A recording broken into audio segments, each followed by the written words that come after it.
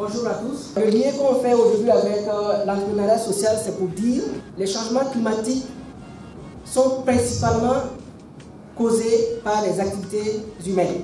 Également que ce sont les activités humaines qui gèrent d'une certaine façon efficace, efficiente, qui peuvent permettre justement aussi de faire face aux problèmes, aux conséquences néfastes justement des changements climatiques.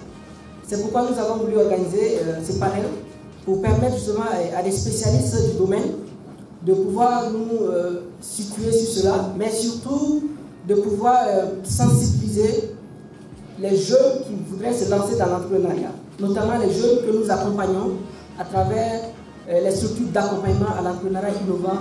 C'est vous dire que nous voulons des entrepreneurs d'un nouveau type qui prennent en compte justement toutes ces questions, ces préoccupations sociales et environnementales dans notre écosystème.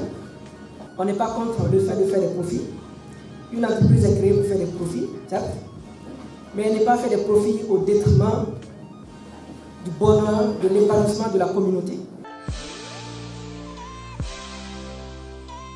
Alors l'idée c'était déjà de partager les informations sur l'entrepreneuriat social parce qu'on s'est dit c'est quelque chose de nouveau et toute nouveauté rime forcément avec incompréhension, confusion, crainte pour s'avancer. Donc on s'est dit c'est un espace pour nous de partager les connaissances qu'on a sur l'entrepreneuriat social, mais aussi dans le cadre, au regard des questions qui nous ont été posées, des retours des participants, on se dit quand même qu'il y a des éléments qui sont restés et ça va faire bouger aussi les choses. Ce qu'on ne dit pas, c'est que l'entrepreneuriat social est peu connu. Il y en a qui le font sans savoir en fait qu'ils font de l'entrepreneuriat social et facilement sont des gens qui peuvent être découragés dans leur impulsion s'ils ne savent pas en fait qu'ils apportent énormément de choses qu'on ne peut pas quantifier. Donc aujourd'hui, il y en a qui nous disent je pense vraiment que je fais quelque chose parce que derrière, il y a plusieurs femmes qui sont derrière. Même si je n'arrive pas à savoir que je gagne chaque mois cet argent, derrière le fait de me retourner, voir que j'ai des femmes derrière moi et qui apportent énormément de la contribution pour leur famille, pour l'amélioration de leurs conditions. C'est ça en fait le résultat que je recherche et je pense que c'était aussi l'objectif pour nous. L'entreprise sociale est une entreprise qui a pour finalité première la résolution d'un problème social ou environnemental, mais prend également ces aspects de développement durable, responsable dans tous les aspects de ses opérations et de sa gestion. Donc, par exemple, dans le choix des approvisionnements, on va prendre des matières premières produites par exemple des producteurs bio, on va éviter d'avoir une empreinte écologique trop élevée, on va réduire au maximum nos impacts négatifs. Donc tous ces aspects-là intégrés dans l'entreprise font qu'on contribue aux objectifs du développement durable. Actuellement, l'entrepreneuriat, c'est un thème à la mode. C'est un thème à la mode vu le contexte difficile dans lequel vit nos pays. On pense qu'en mettant les gens à l'entrepreneuriat, surtout les jeunes à l'entrepreneuriat, on va résoudre les problèmes de développement.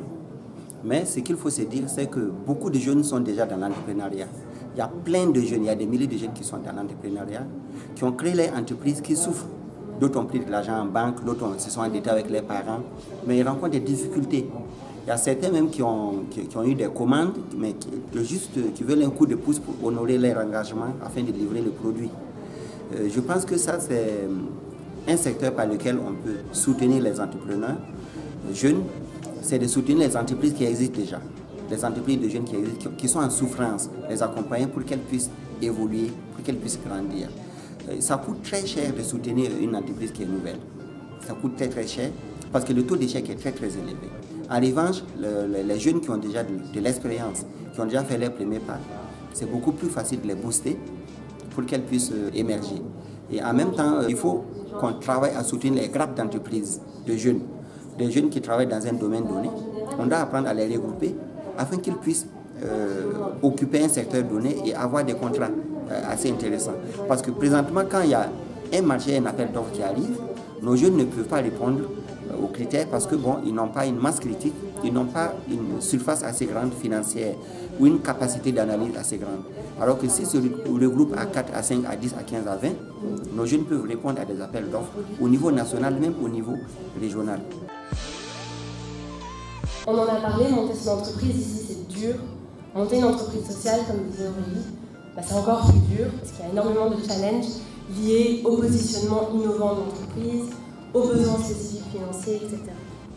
Donc le rôle de la fabrique en tant qu'incubateur, c'est de donner aux entrepreneurs un environnement sécurisé et aussi des services adaptés pour leur offrir un contexte favorable à leur développement.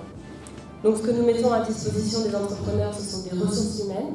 Donc on met à disposition d'un entrepreneur un bras droit, 15 heures par semaine, on se positionne vraiment comme des associés dans l'entreprise. Et on met à disposition également des compétences en graphisme, communication, légale, fiscale, etc.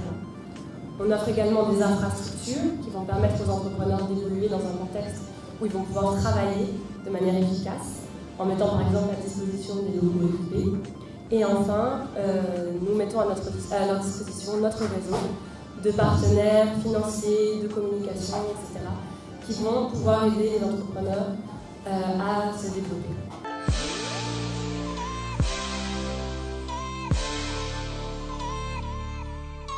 Ce que nous avons suivi ce matin à ce panel m'a beaucoup réconforté et ça m'a beaucoup...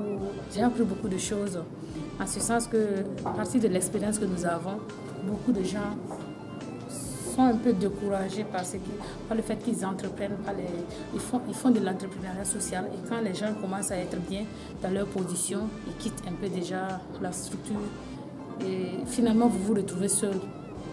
Et ce matin, ce que j'ai appris m'a fait comprendre qu'il faut persévérer. Cela m'a fait comprendre avec l'expérience des aînés, des seniors que nous avons écoutés. Ça ne peut pas ne pas arriver, mais ça dépend de l'objectif. Comme c'est du social que nous faisons, je pense qu'il ne faut pas baisser les bras, il faut poursuivre. Je repars très satisfait. Ça m'a permis de savoir que j'évoluais dans ce domaine et de partager aussi mes expériences avec les différents participants et de savoir désormais comment m'orienter pour pouvoir avoir plus d'avancées. J'ai suggéré que le développement soit plus axé sur l'information, sur le développement des enfants dès le bas âge et aussi la participation des parents. Et aussi, moi je suis beaucoup plus axée sur le green logistique, c'est-à-dire la logistique inverse, développement durable toujours pour continuer dans la lignée. Et vraiment j'ai apprécié ce panel et j'encourage tout le monde à y participer et que ça soit monnaie courante pour que l'information passe et qu'il y ait des avancées dans ce sens.